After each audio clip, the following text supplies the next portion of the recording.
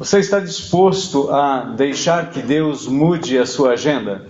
Amém. Aleluia. Quantos de nós está disposto a aceitar que Deus mude a agenda na última hora? Tudo que você tinha planejado, tudo que você tinha preparado. Eu só não trouxe o PowerPoint, mas Deus já sabia disso. Deus não se surpreende, nós é que ficamos surpreendidos. Amém? Amém. E sentado ali, orando e ouvindo tudo que estava acontecendo, e Deus mexeu no meu coração e me levou para um outro texto. E eu gostaria de compartilhar com vocês aquilo que Deus colocou no meu coração ali há pouco, enquanto a gente estava adorando a Deus. Abra sua Bíblia em Marcos capítulo 10, versículos 13 a 16. Marcos, Evangelho de Marcos, capítulo 10, versículo 13 a 16. Eu sei que você acabou de se sentar, mas eu gostaria de que quem encontrou o texto na Sagrada Escritura se coloque de pé, para que nós possamos ouvir a leitura do Evangelho de Marcos, capítulo 10, versículo 13 a 16, que diz assim: Alguns lhe traziam crianças para que as tocasse, mas os discípulos os repreendiam. Jesus, porém, vendo isso, indignou-se e disse-lhes: Deixai as crianças virem a mim e não as impeçais, porque o reino de Deus é dos que são como elas. Em verdade vos digo que qualquer pessoa que não receber o reino de Deus como uma criança, jamais entrará nele. E pegando-as nos braços, abençoou-as, impondo-lhes as mãos. Vamos orar? Querido Deus, o Senhor é tão maravilhoso, o Senhor é eterno, o Senhor é majestoso, o Senhor coloca na nossa vida coisas maravilhosas, e mesmo aquelas que no momento não são adequadas, de acordo com o nosso próprio julgamento, mais adiante nós percebemos que foi o seu mover e a sua vontade, que é boa, perfeita e agradável. Fala ao nosso coração por esta palavra, Senhor. Em nome de Jesus, esta palavra está diante do teu povo. Usa, Senhor, por tua misericórdia, vasos frágeis como nós. Assim como o Senhor usou o louvor para falar ao nosso coração, também usa essa palavra, Senhor, poderosamente para ministrar ao coração de cada um de nós. Em nome de teu Filho Jesus. Amém, amém e amém. Podem sentar. Mais adiante no texto, nós vemos a entrada de Jesus em Jerusalém, e Mateus, quando relata desta entrada de Jesus em Jerusalém, no capítulo 21, diz assim: Jesus entrou no templo, expulsou todos os que ali vendiam e compravam, e revirou as mesas dos cambistas e as cadeiras dos que vendiam pombas, e disse-lhes: Está escrito, a minha casa será chamada a casa de oração, vós, porém, fazeis dela um antro de assaltantes. E no templo aproximaram-se dele cegos e mancos, e ele os curou. Mas ao verem os milagres que ele realizara, e os meninos que gritavam no templo, Hosana ao filho de Davi, os principais sacerdotes e os escribas indignaram-se. E perguntaram-lhe: Estás ouvindo o que eles estão dizendo? Jesus lhes respondeu: Sim. Nunca lestes? Da boca de pequeninos e de bebês ouviste louvor? E deixando-os, saiu da cidade para Betânia, e ali passou a noite. Crianças louvando, gritando: Hosana ao filho de Davi. Hosana, Hosana ao Senhor. O texto de Marcos nos mostra algumas lições que Deus colocou no meu coração. Eu gostaria de compartilhar com você. Não dei um título para essa mensagem porque acabou de nascer, a recém-nascida, e talvez poderíamos chamar 5 Is do improviso. O primeiro I é improviso. Jesus está caminhando, Jesus está falando sobre temas importantes da vida dos adultos, das famílias, ele está falando sobre divórcio, e de repente as pessoas empolgadas com a mensagem de Jesus e com a proximidade dele, levam seus filhos para que os abençoe. Imagina que você está para sair de casa e de repente o seu vizinho pede carona. Você não estava contando com aquele pedido. E de repente você tem que passar por uma outra rua, sair da sua rotina. Improviso. Imagina que você, dona de casa, está em casa, de repente chega o maridão e mais 3 para almoçar, 11h45 da manhã. E você, dona de casa, que já estava com tudo preparado, com a refeição encaminhada, já estava tudo pronto, quase para colocar à mesa, você é obrigada a improvisar. Jesus é mestre no improviso, mas ele não veio de improviso. O que ele veio fazer nesse mundo já estava planejado antes da fundação do mundo. Mas ele não permitiu que durante o tempo que ele esteve aqui, alguns improvisos fizessem parte da sua agenda. Nós não gostamos de improviso. Nós gostamos de coisas que são planejadas, são previstas. Nós não gostamos de mexer no orçamento de improviso, porque aquilo pode desfalcar as economias do mês inteiro. Talvez 2, 3, 4, 5 meses, você vá ter que correr atrás da máquina para poder colocar em dia de novo o seu orçamento. Nós não gostamos de improviso. Mas a lição do improviso aqui, no ministério de Jesus, se tornou algo que nós precisamos entender, que o improviso pode sim fazer parte da nossa agenda, sem que nós percamos o foco, a direção, o valor, a ética, os princípios do reino. Jesus permitiu que aquele improviso fosse necessário para que ele pudesse ensinar uma lição preciosa para mim e para você, que sem este improviso talvez isso não tivesse sido registrado nas Escrituras. Todos nós sabemos que Jesus nasceu como criança, eu e você também. E como as crianças são impetuosas, são agitadas, são imprevisíveis. O segundo I que eu gostaria de compartilhar com vocês, que está nesse texto, é a impaciência. A impaciência dos discípulos trouxe da parte de Jesus a indignação. Ele ficou indignado com a atitude dos discípulos pela sua impaciência, porque aquela atitude daqueles pais trazendo aquelas crianças tiraram eles da rotina. Aliás, o ministério itinerante de Jesus, longe de ser uma rotina, mas eles tinham mais ou menos alguma coisa já em vista. E de repente aquelas crianças chegando perto do mestre que havia curado, libertado pessoas, estava discutindo sobre assuntos pertinentes à vida de adulto. Professores da lei estavam ali, fariseus, escribas, e de repente os discípulos pudessem ter pensado da seguinte forma: o que vão pensar do mestre? O que vão pensar de Jesus? O que vão pensar de nós? De repente agora viramos uma creche? Uma escola de crianças? O nosso foco é outro. O nosso objetivo é outro.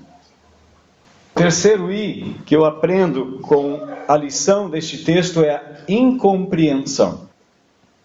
Os discípulos, mesmo andando com Jesus por tanto tempo, e o tempo todo, não compreenderam que Jesus é misericordioso.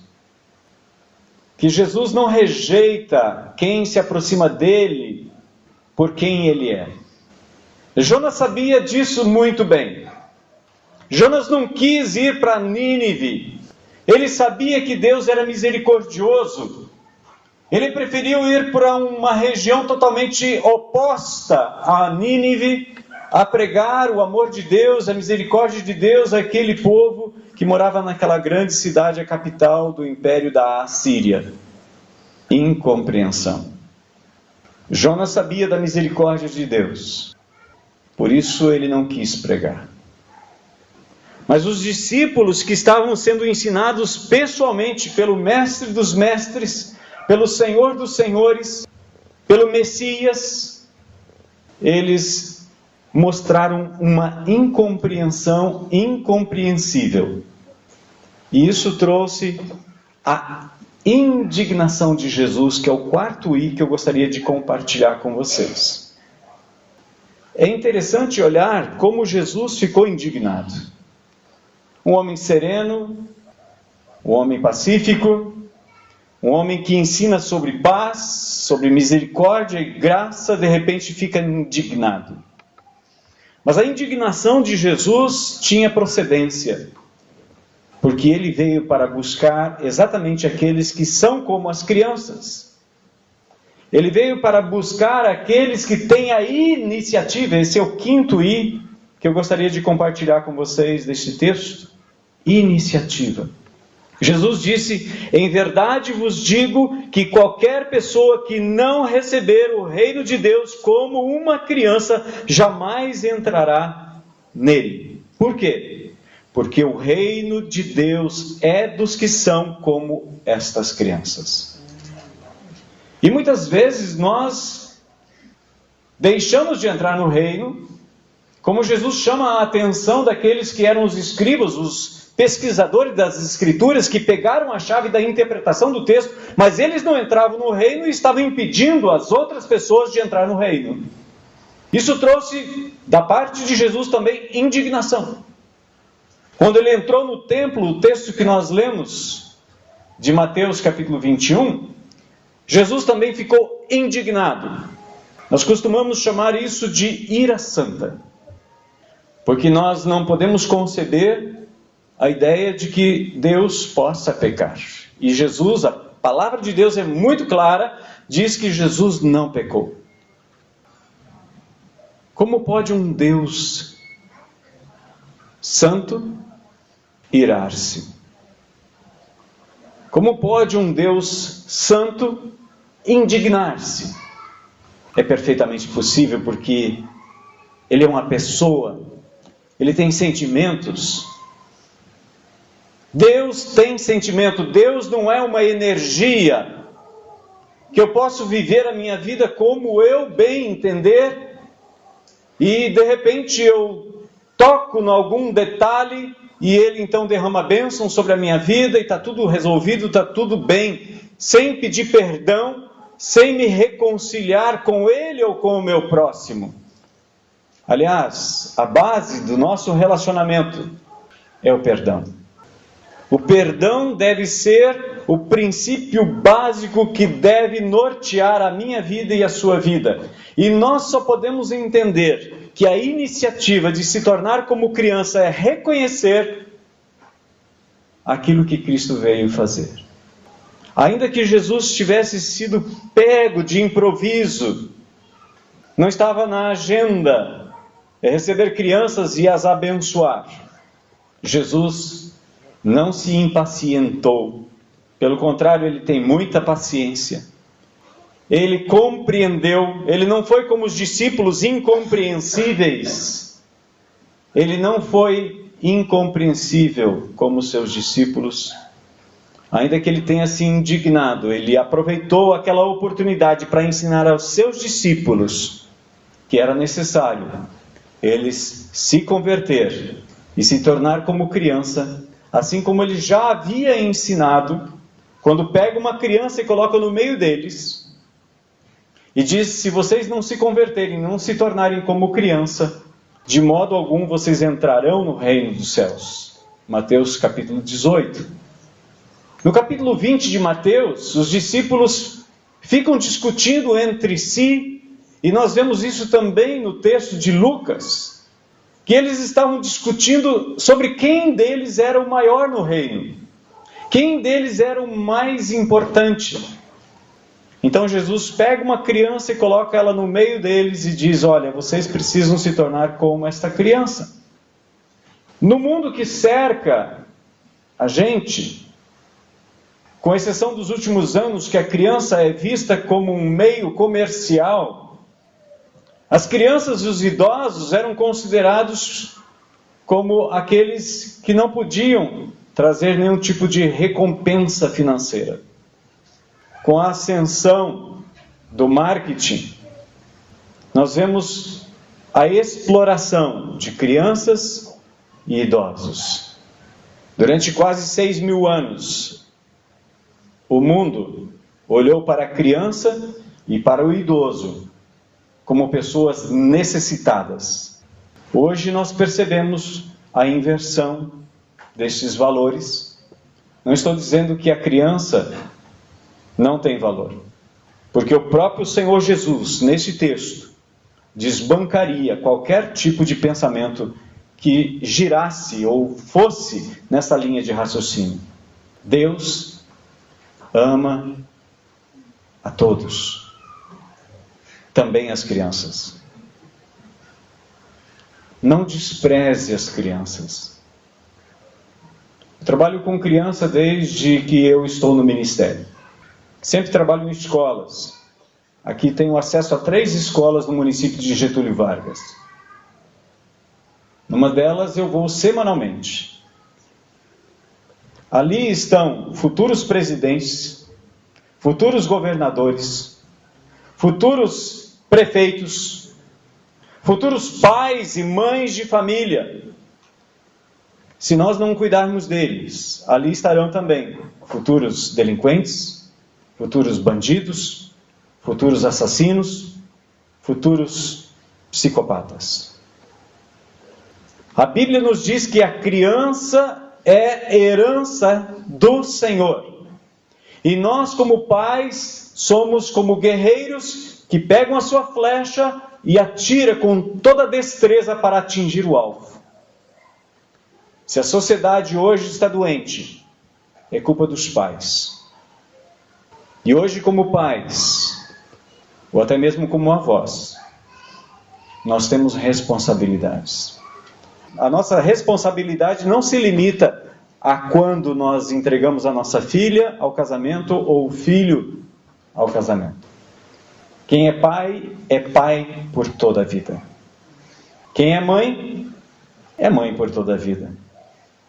Você nunca vai ser demitida, nem demitido deste cargo. Isso é um privilégio. Não é um privilégio só seu. É um privilégio de todos. Por isso, ainda que Deus mude a nossa agenda, nos faça caminhar num texto que em 22 anos de pregação nunca preguei sobre ele. Mas podemos aprender, pela graça de Deus, como os discípulos aprenderam com Jesus. Eu aprendi hoje com ele também. Eu espero que você possa compartilhar desse ensino de Jesus que ele compartilhou comigo, sentado aqui, anotado para compartilhar com vocês. Se você recebe essa palavra em seu coração e deseja não permitir que os improvisos sejam olhados com maus olhos, que a impaciência tome conta do seu coração, que a incompreensão faça morada no seu coração, na sua vida, que você entenda que Deus também fica indignado e que Deus deseja, incita, apoia, motiva a que você tenha iniciativa. Que isso seja também uma mensagem ao seu coração. Amém? Vamos ficar em pé. O Ministério de Louvor nos conduza em mais uma canção de louvor ao Senhor. De pé como nós estamos, eu gostaria de orar por um amigo meu irmão Aglaísio Lulu, ele é conhecido como Lulu, fotógrafo. Dia 14 de fevereiro de 2012, ele foi submetido a uma cirurgia para tirar a hipófise, que é uma glândula no pé do cérebro. Eles entraram pelo nariz e fizeram a remoção, mas meu genro, ele disse, vai voltar. Um ano depois ele estava sendo submetido à segunda cirurgia, 2013. Ano passado ele foi para Marília, e agora de novo a hipófise cresceu, perdeu a visão, já está sem enxergar já há quase um ano. E eles estão esperando no Senhor. Tudo que os médicos podiam fazer, eles fizeram. É um homem de oração, um homem temente a Deus. Saxofonista, ele toca todos os instrumentos de sopro que você pode imaginar. Filho de um pastor da Assembleia de Deus. Membro da Igreja Batista lá em Icaraíma, no Paraná. Vamos orar por ele. Lulu. Vamos orar por ele? É a Luzia, esposa dele. Lulu de todos os lados. Lu de Luzia e Lulu. Ele tem uma... Que Deus, pela misericórdia dele, alcance o Aglaísio, Lulu, lá em Icaraíma, com misericórdia e graça. E assim como Jesus, de improviso, ele abençoou essas crianças. Antes de sair de casa, eu vi o recado no celular e prometi para a irmã Nancy que nós estaríamos orando por ele aqui. Gostaria de convidar você para orar então ao Senhor da Glória, ao Senhor Jesus, que não é pego de surpresa, não há nada de improviso para ele, porque ele tem todo o poder, ele sabe de todas as coisas. Senhor, nós colocamos diante de Ti esta súplica, esta oração, Pai, em nome do Senhor Jesus, a favor do nosso irmão Lulu. Pai querido, olha com misericórdia sobre este Teu servo que Te serviu e Te serve, e confia no Senhor, no Seu poder e na Sua graça. Ó Senhor, ordena a bênção sobre a sua vida, ordena cura sobre ele. Ó Pai, nós clamamos como igreja reunida agora, Senhor, para que o Senhor, por sua misericórdia, assim como Jesus parou a sua caminhada para atender o pedido daqueles pais que vinham trazer os seus filhos para receber a bênção de Jesus, Pai, nós também agora nos apresentamos diante de Ti, trazendo o nome do Lulu. Alcança ele por sua misericórdia, Jesus, assim como o Senhor fez com aquele centurião que pediu a sua misericórdia sobre o seu servo. Senhor amado, em nome de Jesus, assim como o Senhor libertou do poder de Satanás aquela filha daquela mãe que veio clamando, chorando atrás do Senhor, e ela voltou para casa sabendo que ela foi liberta pelo poder do Senhor. Assim também sabemos que o Senhor, mesmo distante de nós, pode libertar e curar o nosso irmão e amado Aglaísio Lulu. Em nome de Jesus, nós Te agradecemos porque sabemos, Senhor, que o Senhor é um Deus paciente, um Deus misericordioso, um Deus que alcança misericórdia e graça por onde o Senhor passa. Em nome de Jesus nós Te louvamos e desde já, Senhor, nós Te agradecemos por sua misericórdia e graça. Assim como aqueles pais e aquelas crianças voltaram felizes e alegres para casa porque sabiam que o Senhor olhou com misericórdia e abençoou aquelas crianças. Recebe, Senhor, toda a glória, toda a honra e todo o louvor por meio de Cristo Jesus. Que o Teu nome seja glorificado, Pai, em nome de Jesus. Amém, amém e amém.